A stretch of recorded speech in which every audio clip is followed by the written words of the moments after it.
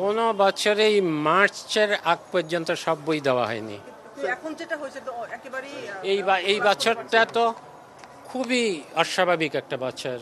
যেই বছর আমরা শুরুই করেছি প্রক্রিয়া, আমি আসার পরে সেপ্টেম্বর অক্টোবরে আবার বই পরিমার্জন করতে হয়েছে। বইয়ের সিলেবাস কারিকুলাম নতুন করতে হয়েছে। বইয়ের সংখ্যা অনেক বেড়েছে এবং বিদেশে কোনো বই ছাপানো হচ্ছে না। কাজে দেশের সক্ষমতা কত সেটা এই বছরই প্রথম দেখা যাচ্ছে এবং তাতে করে তো দেরি হবে। আমাদের কিছু যেমন এই বছরই বোঝা গেল যে সবগুলা গোডাউন যেখানে সব আর্ট পেপারগুলো জমা ছিল সেগুলো সব উদ্ধার করার পরও দেখা গেল যে দেশের ভিতরে আপাতত কিছু ঘাটতি আছে।